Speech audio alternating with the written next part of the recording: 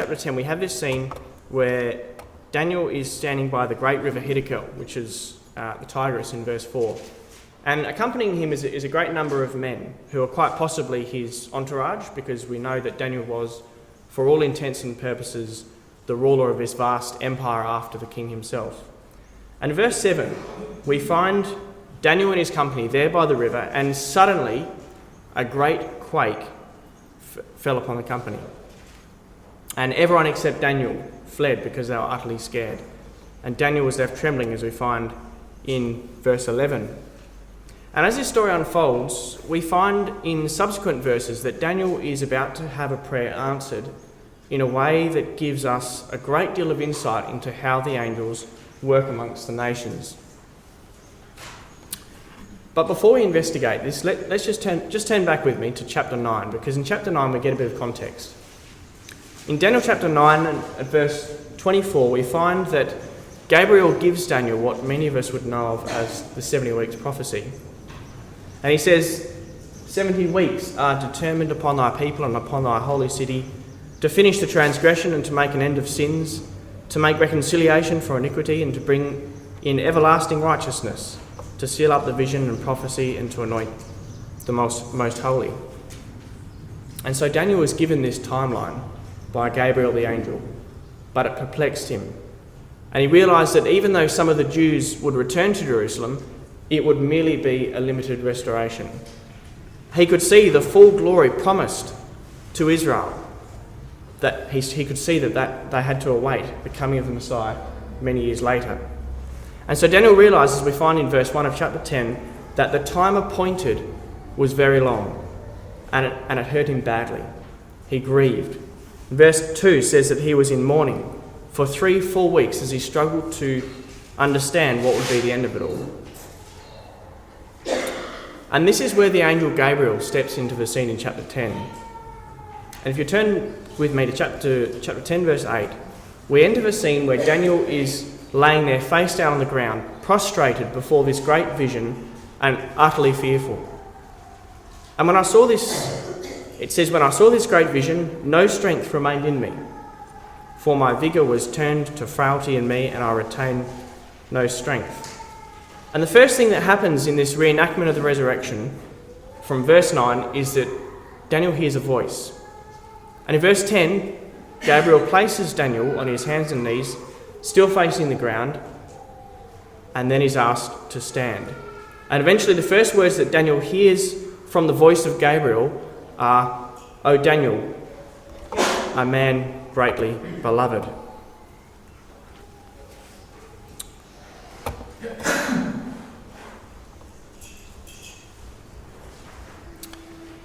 And finally, in verse 11, Gabriel says, he explains what he had come to tell Daniel.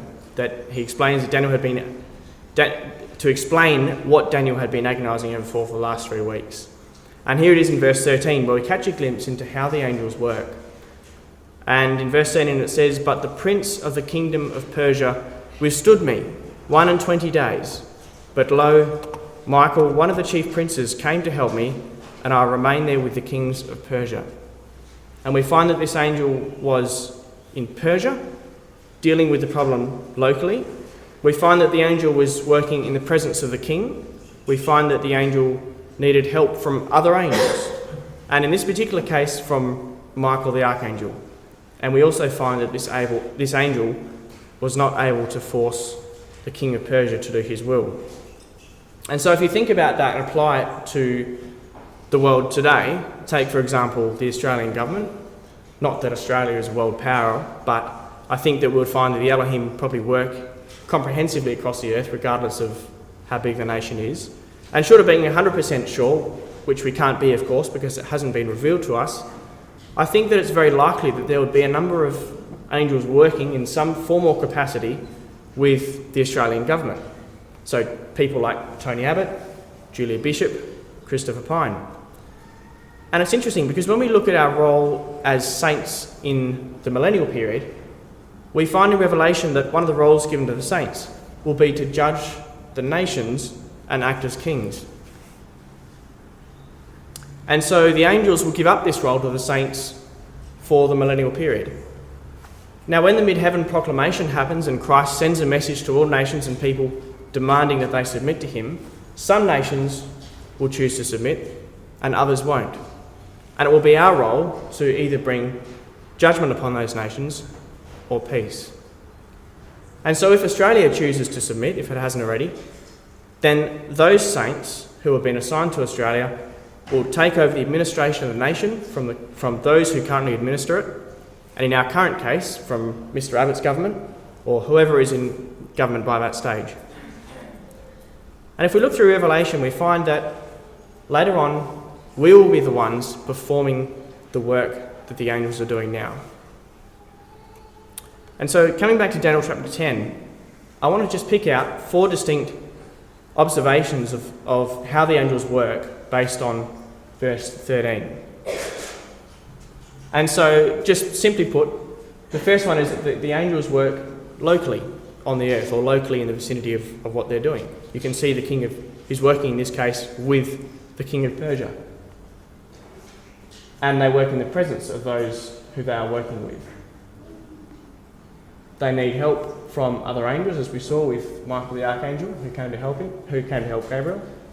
And the angels can't force man against his own will.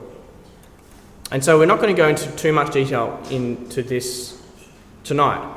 But as we traverse through some of our stories tonight, just keep elements of those things tucked in the back of your mind. And also remember that as we witness what is considered to be the work of the angels, that one day, God willing, we'll be the ones to rule the nations and the affairs of mankind in a kingdom of peace. And so if you want to do this in the future, let's take some tips from the angels on how to do it. Well, in the first part of our talk tonight, I want to take a look at the impact that the weather has had upon the affairs of man and upon the fulfillment of prophecy. And then in the second half of our talk, we'll look at a socio-cultural change which happened, socio-cultural changes which have happened in the affairs of man and how that has played into prophecy. The first example that we're going to look at is the French Revolution. The French Revolution is seen as perhaps the most significant event in all of European history in the fulfillment of prophecies in Revelation. And it's seen as the great earthquake of Revelation 11. We also see the events of the first 5 vials in chapter 16 fulfilled in the French Revolution.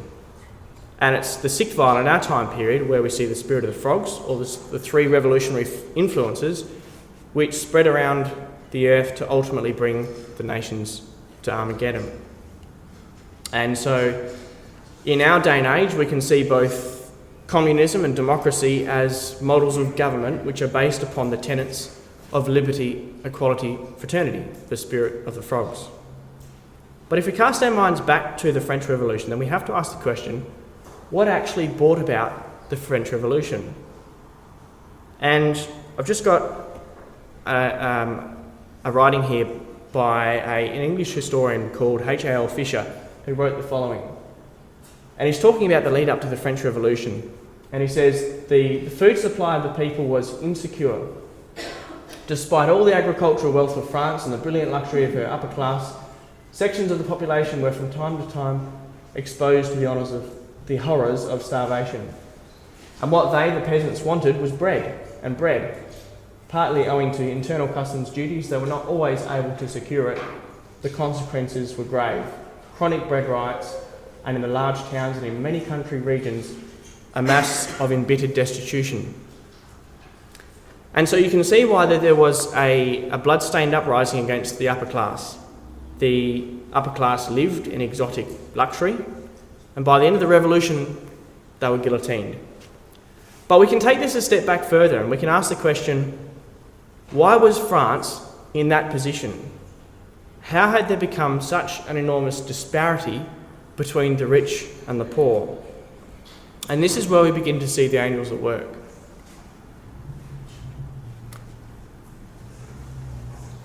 So we're going to look at some of the years in the lead up to that time period. And we're going to start, because the French Revolution was in the late 1700s, And starting at 1778, looking at the harvest around that time period was pretty good, owing to the fact that the weather was good. 1782 onwards, there was a gradual deterioration of the weather. 1784 to 85, there were poor seasons. Autumn 1787, there was excessive rain which hindered planting. Winter of 1787 to 1788, very mild winter, allowing pests to survive. The spring of 1788, there was a cool spring, which was poor for growth. In the summer of 1788, drought, which caused the crops to shrivel. And on the 13th of July, there was a well-known hailstorm which swept through Europe and devastated crops. Winter was extremely cold, unusually cold. And by the time it came around to the French Revolution, 1789, you can imagine what it was like for the people. And so you can see from that the weather playing a central part in the cause of the French Revolution. And each of those seasons were actually quite unique. They were quite an anomaly compared to what they normally are in Europe. And if we read on, there was a historian called Frank Lane who said the following: 2 great hailstorms began on the morning of July the 13th, 1788, in southwest France and swept in parallel bands about 12 miles apart, nearly 500 miles to the northeast. The hail affected over 1,000 communes, caused great damage to the crops and ruined the harvest. The consequent food shortage was a factor in causing the French Revolution the following year. And so, as I said, you can imagine by the time they got to the French Revolution, there was a lack of poverty, there was a lack of food and widespread hunger. But the aristocracy continued to flaunt its wealth and luxury, and as a result, France had a civil war known as the French Revolution, and as we discussed earlier, thus began the spirit of the frogs, liberty, equality, fraternity, to spread throughout Europe and the rest of the world, that same spirit which ultimately brought the nations to Armageddon, which will ultimately bring the nations to Armageddon.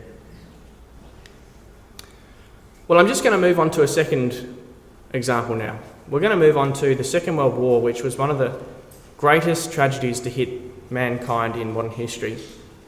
80 million people died as a result of the war, which is mind-numbing numbers.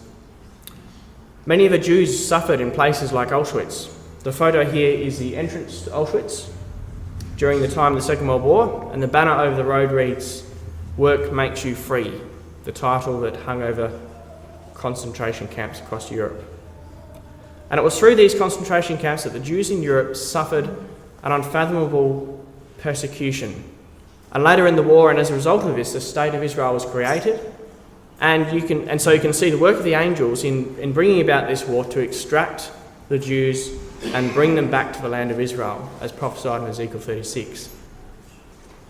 But there was a time during the war that the Elohim decided that enough was enough. Germany had progressed enough for the angels to create impetus for the return of the Jews to the land. And from that moment on, Germany was destined to meet its fate.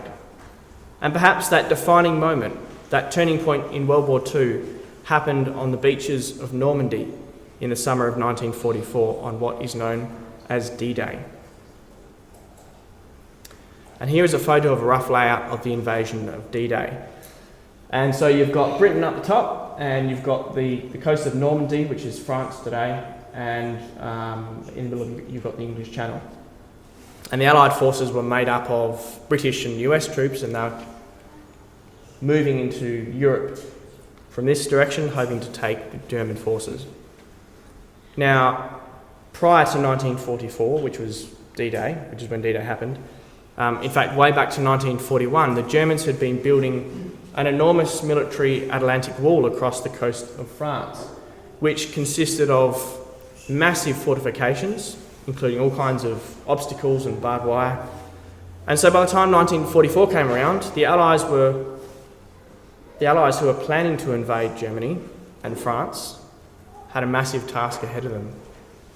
And so the Germans had placed various divisions across the coast of France, troops and tanks, under the command of General von Rundstedt. But there was one tank division that Hitler wanted centred more inland for various reasons, and the German general commander was not allowed to use this particular tank division without Hitler's permission. And so as the Allies prepared to invade, they sent deception messages across the channel via encrypted radio, hoping that the Germans would be able to decipher them. And as the invasion came closer, the Germans weren't too sure of exactly when this invasion would take place, but they knew it had to take place at some point. And so in the lead up to the invasion, the planners on the Allied side got together and they realised that there was going to be a band of particularly bad weather for 2 weeks in the English Channel. And they estimated that if the invasion didn't happen soon, that their chances of successfully doing it in the future would be very slim. And so after having assessed the phases of the moon, and the tides and the best time of day, they decided that the invasion had to take place on the 4th of June. They realised that visibility would be too difficult before or after the 4th of June. And as you can imagine, visibility is extremely important when landing thousands of troops across a shoreline, and especially a shoreline that has obstacles cast across it. Well, the 4th of June came, but conditions were completely unsuitable for landing. There was high winds, heavy seas and a great deal of fog, and so the operation was called off for the day. And so that evening, Eisenhower, the commander of the Allied forces, got together with his meteorological team, and they predicted that the weather would improve 2 days later, on the 6th of June. But there would only be a very, very short window of opportunity. And so they waited.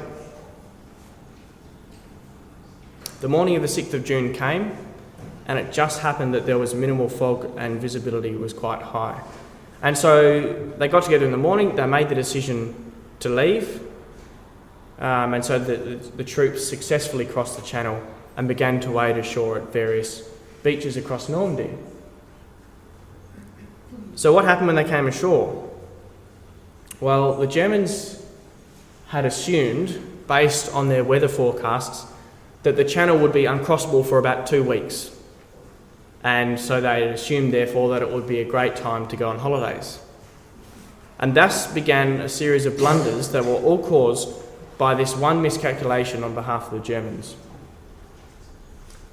The operational commander of the French West Coast, Rommel, had taken the opportunity of bad weather to visit his family in Germany.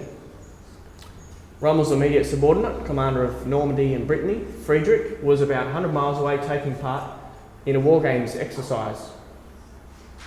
The overall German commander, von Rundstedt, was present, but he was unable to bring the panzer reinforcements or the tanks. Why? Because Hitler hadn't given him permission. Why? Because Hitler was asleep. Why didn't they just wake him up? Because they were too scared.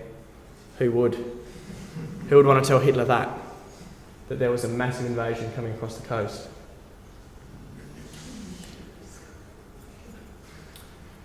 It wasn't until midday that Hitler learnt of the invasion, but he didn't take it seriously because he had fallen for the deception that a bigger invasion would take place elsewhere. And by late afternoon, when the invasion had become all too clear, Hitler unleashed his reserve division, and by that stage they were too far away to provide immediate support. By nightfall on the 6th of June, over 100,000 Allied troops had landed in Normandy, and when the panzer tanks finally arrived from von Rundstedt, they were so depleted by air attacks that they were unable to mount any significant combat.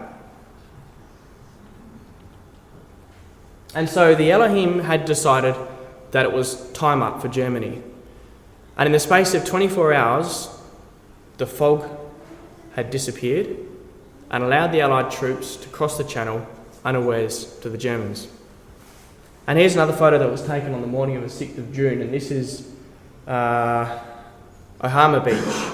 And in this particular photo, these are US ships. You can't see it properly on the screen. The British, they took a number of beaches, and the British had taken a different beach at this particular juncture. But you can see them unloading cargo onto the beach, and these balloons here, you probably can't see that too clearly, they're called barrage balloons, and they are typically suspended above the ground with some kind of netting, and that would act as an obstacle to avoid or to stop the low-flying enemy aircraft. And so here is that classic statement by the commander of the Supreme Allied Commander of, well, at that time, Allied forces. Later on, he became the commander of Europe. General Dwight D. Eisenhower said, "If there were nothing else in my life to prove the existence of an almighty and merciful God, the next 24 hours did it. The greatest break in a terrible outlay of weather occurred the next day on June the 6th, which allowed that great invasion to proceed, with losses far below those we had anticipated." And so there is our second example of the Elohim using the weather to change the direction of the war and ultimately history itself. Well, we're going to fast forward 4 years. 4 years later, the establishment of the land and the re-establishment of the people of Israel.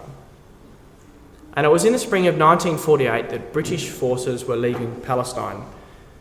And as they left in Palestine would be the Jews and the Arabs, and they would inevitably fight it out in the absence of British forces.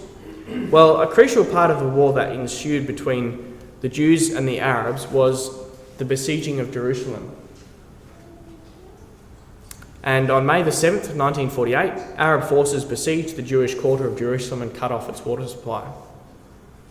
Well, the only available water in the city cistern at that time was in the city cistern, and there was no way that could be refilled because the time of the spring rains had passed, and furthermore there was no way that they could get food supplies into the city, particularly into the Jewish quarters.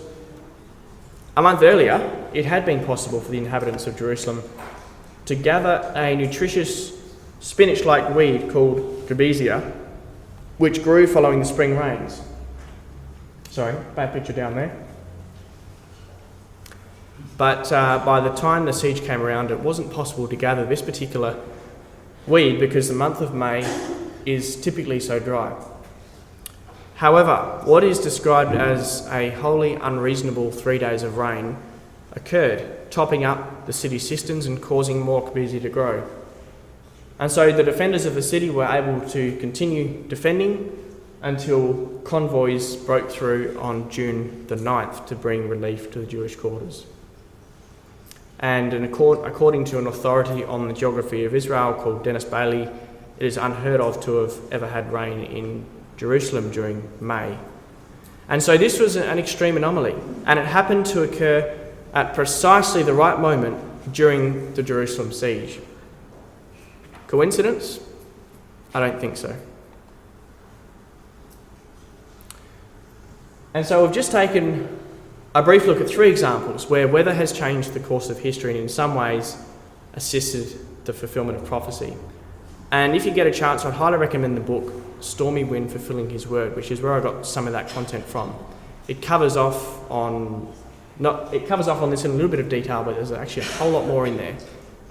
So Uncle Ross is over there, and I'm sure he'll be happy to take any interest in that tonight. Well, what I'd like to do now is take a brief look at an intriguing social change that happened in Russia and how the Elohim have used that change to prepare Russia for a southerly invasion. And I really hope that you'll be able to see that we are truly living not in the last days, but in the last minutes before Gog comes down into Israel. And as we go through the next few slides, I want you to watch the timeline at the top of the screen. And I don't know if you can see that, but that blue area is Russian Orthodox and that red area is communist. And we're going to move through from the left to the right. And so if we go back prior to the Second World War, the biggest political earthquake for Russia prior to the Second World War was the Bolshevik Revolution, which happened in 1917.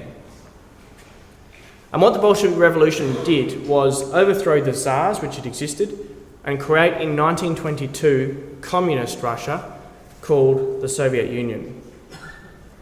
And so before the Bolshevik Revolution, Russia was a Christian Orthodox state, and after the Bolshevik Revolution, Russia was no more a religious state. In fact, it was quite the opposite. Communists were fiercely anti-religious.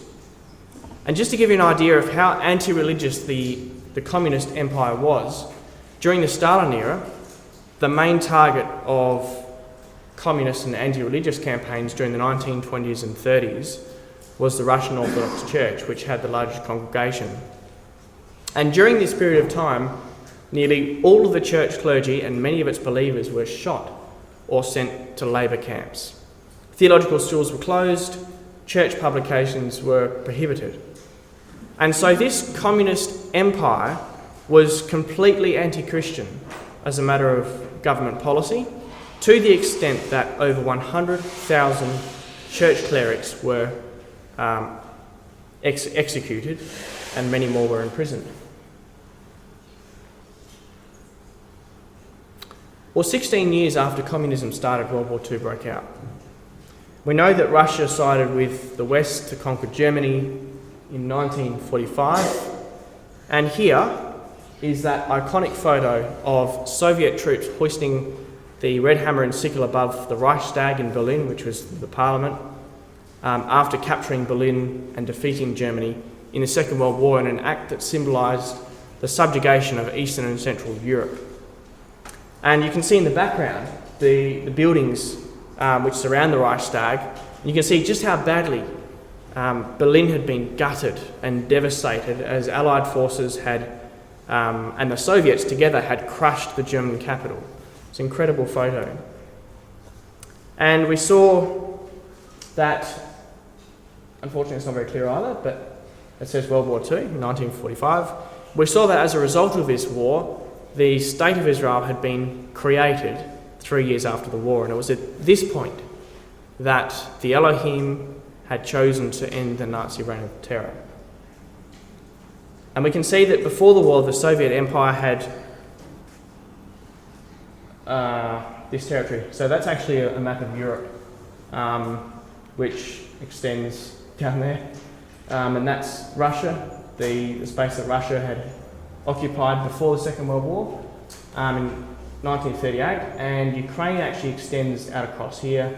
And before the Second World War, they had most of Ukraine, probably about half of Belarus, which is that country there, and they had all of the Crimea and some of the other more obscure states down here, right next to Turkey. And then after the Second World War, they had moved right into Central Europe. So as I say, Europe comes down there, but Berlin, the photo of Berlin is in this area here. They'd moved from Moscow through to Berlin. They'd taken control of these states completely and owned them, but these states down here were just under the military control of Russia from the Second World War right through to 1989.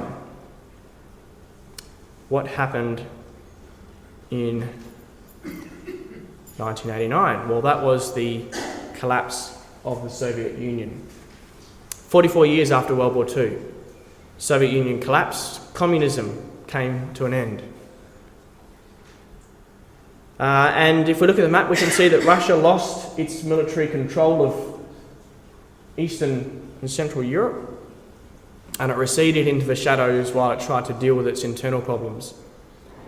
But if you just turn with me to Ezekiel 38, I just want to point out some interesting terminology. You see in Ezekiel 38 and verse 4, it says in reference to Gog in the latter day,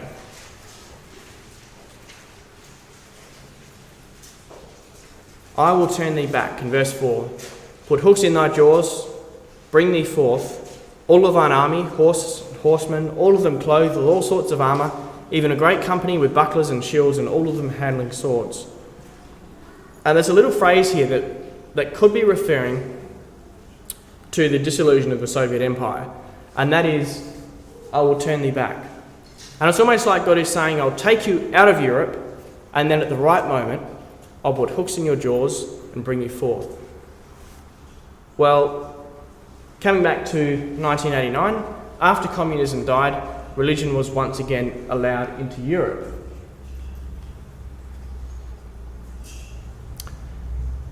But even though religion was allowed into Russia after 1989, it never really took off until a man who we are all very familiar with became the president, Vladimir Putin. And here is a photo that was taken recently with Putin in the centre of, standing in the centre of some local Russian Orthodox priests, and above them is the symbol of the Roman Empire, which is also the Russian symbol on their flag. And I happened to come across an article a few months back written by the Forbes magazine, which said this: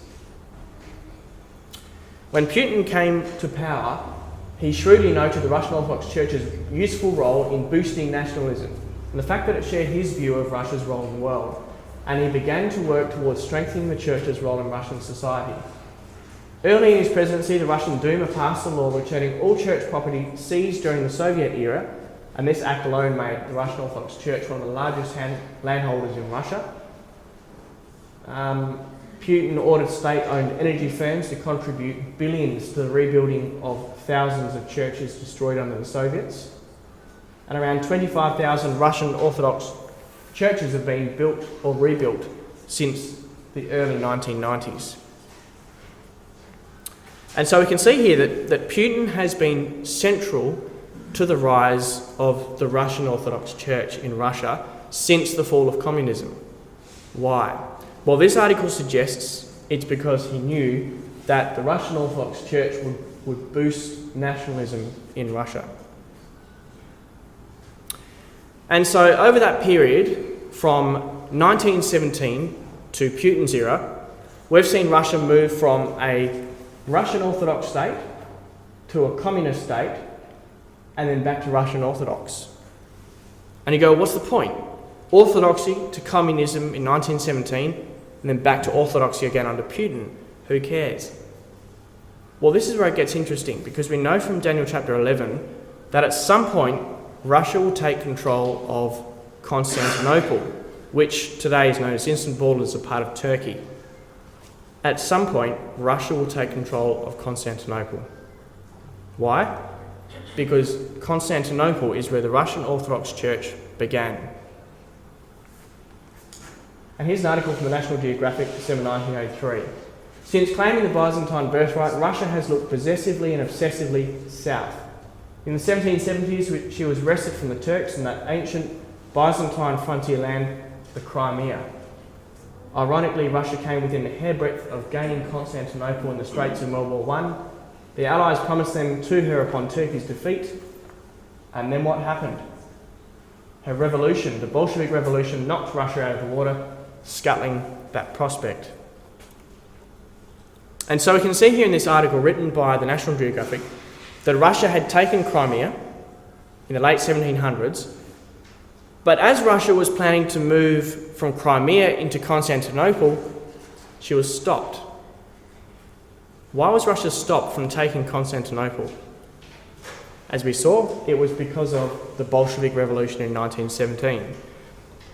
Because even though Daniel 11 shows us that Russia will take Constantinople, the angels weren't yet ready for that to happen. Why? Because Israel hadn't yet been established as a nation. And so the revolution happened. Russia became communist, and as a matter of policy, lost all interest in Constantinople and, for that matter, the Middle East. During the communist era, Russia had no desire to come down in Constantinople and assume the role of King of the North. But then what happened during Soviet communism? Well, as we discussed just then, Israel, the State of Israel, was established in 1948 as Ezekiel foretold. And so Russia waged war with Europe, but it stayed clear of the Middle East during that time.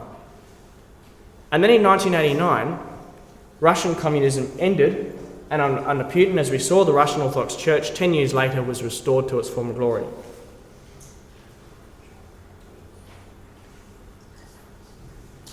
So let's just take a quick look at this on a map. In the late 1700s, Russia looked to re-establish their Russian Orthodox roots. They invaded Crimea. They were about to move down here and take... So that's Crimea, sorry.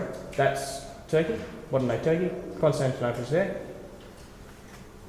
They were just about to move down and take Constantinople and become the King of the North that we know of in Daniel chapter 11.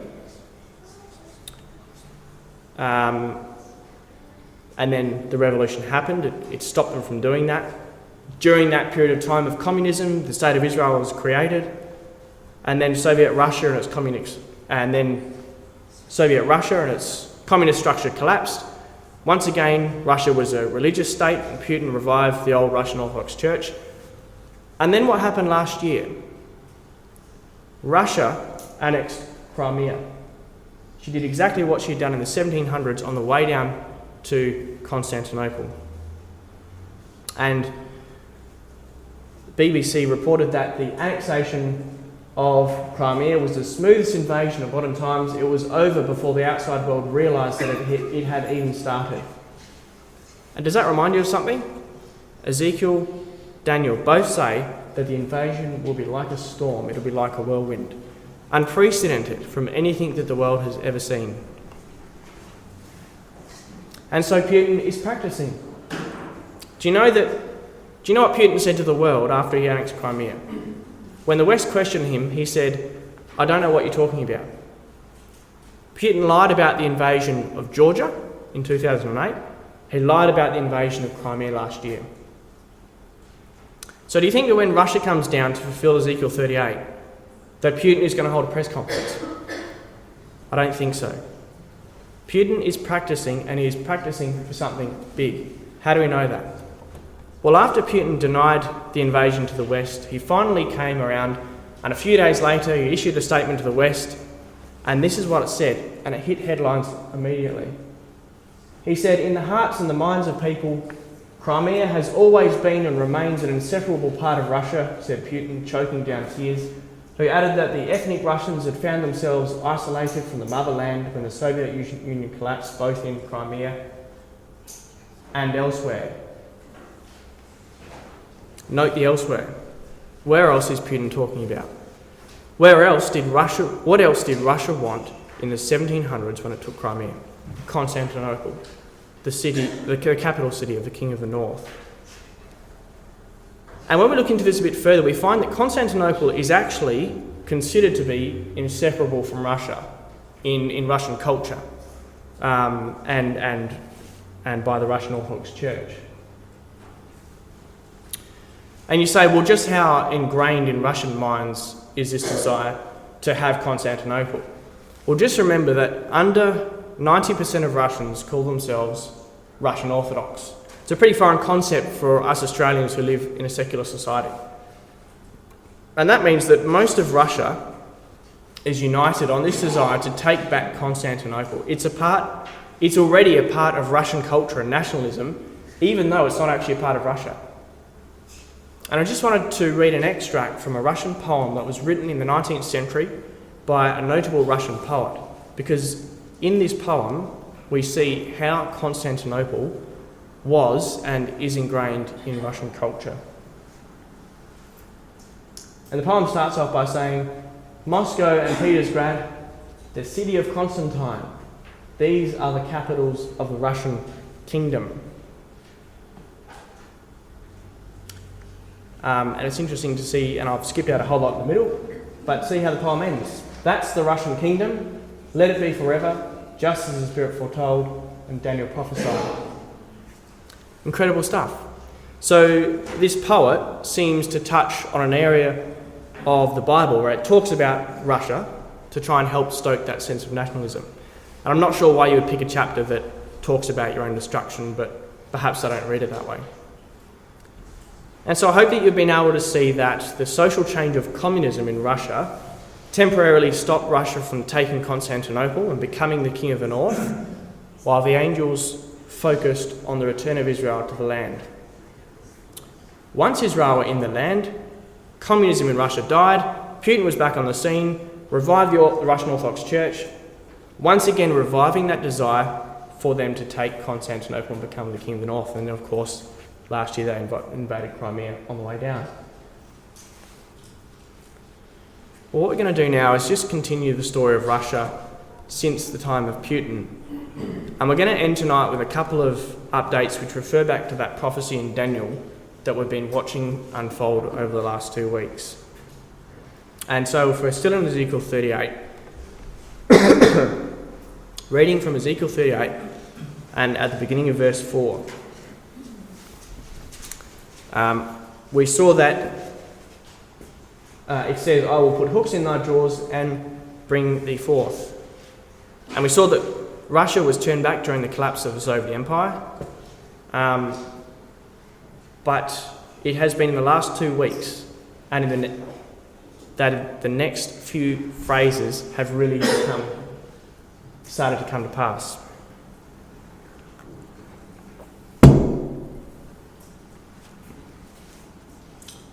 And here it is. 2 things happened 2 weeks ago that the Christadelphians have been waiting for since the 1800s.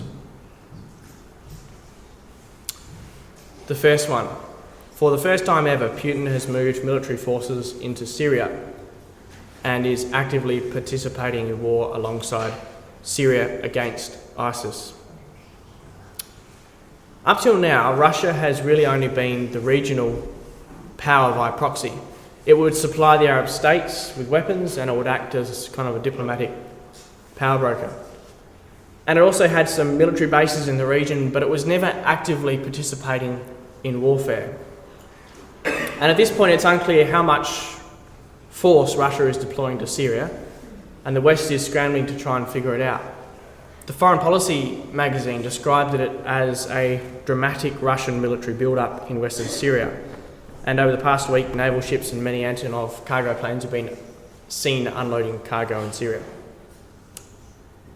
Russia have also been setting up airfield infrastructure, which will allow Russia to have very quick access into the heart of the Middle East. So just remember those 2 quotes we read from Ezekiel and Daniel, coming down like a storm, coming down like a whirlwind. Well, they're setting up the infrastructure for that right now.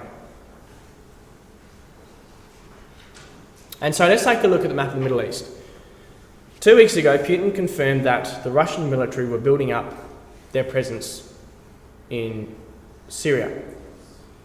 And now we saw how the invasion of Crimea was a repeat of history. We saw what happened. But you see, the moment Russia moved into Syria, it took its first step to becoming what is known as the King of the North in Daniel chapter 11. Let me explain why. If you turn back to Daniel chapter 11, verse 40.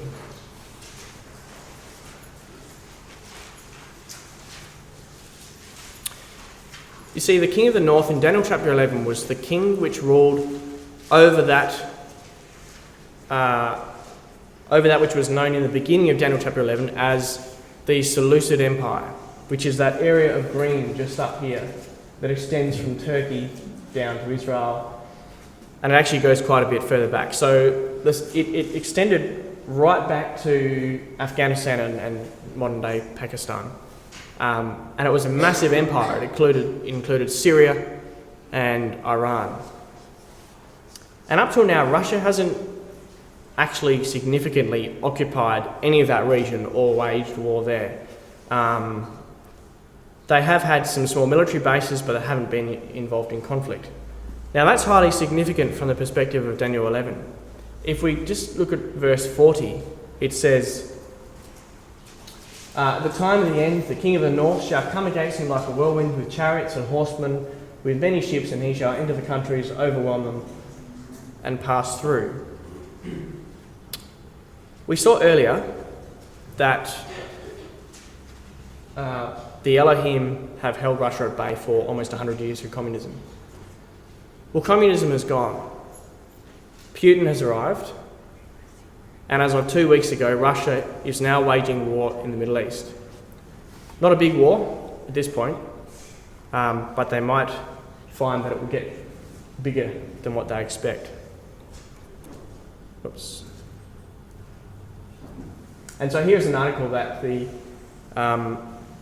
Director General of Israel's Intelligence Ministry, he'd been talking with Ruth Reuters, and he said this to them. He said that he's concerned that there could be a military accident of some kind that brings Israel into direct conflict with Russia. We know that it won't happen that way necessarily, but it's still interesting to see this in the news. I mean, 2 weeks ago, this kind of comment would have been unheard of. And so this brings us to the second event that I mentioned that Christadelphians have been waiting for 150 odd years that happened 2 weeks ago. If we read on in Daniel 11 at verse 42. He shall stretch out his hand against the countries, and the land of Egypt shall not escape. He shall have power over the treasures of gold and silver, and over all the precious things of Egypt. And for many years now, the brethren and sisters have been reading this and wondering, what is it possibly that Russia could want from Egypt? Egypt has never really had anything that Russia desperately wants. And sure, as a community, we believe Daniel 11, but we didn't really have much of an idea as to what it was actually talking about. It didn't make a great deal of sense until 2 weeks ago. CNN reports, a supergiant gas field has been found in the deep waters of Egypt. It is the largest ever in the Mediterranean and possibly the world. So isn't that incredible? Who would have seen that?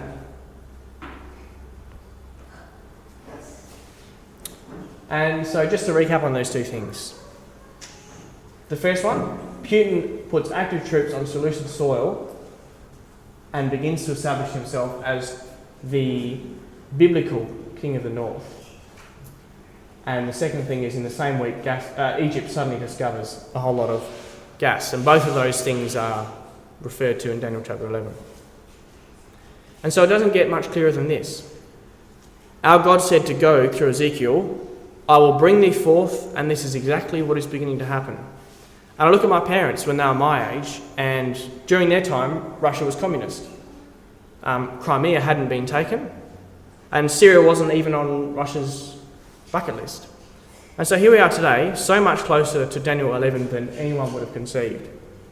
Now just remember that we won't necessarily be here when Gog does invade. We'll be with Christ. So how much time do you think we have left? And so here it is. We're just a quick summary of what we've looked at so far. We've seen the angels at work amongst the nations. We saw examples of the weather changing the course of history. We saw communism delaying a Russian invasion south. There's a lot of things happening, and we don't have much time left. Our Lord says in Revelation 22, Behold, I come quickly, my reward is with me, to give every man according as his work shall be. And so let's pray that our God will hasten that time when it will be our joy to go out into the world as kings and priests to bring all nations and people to the knowledge of the glory of God. Even so come, Lord Jesus.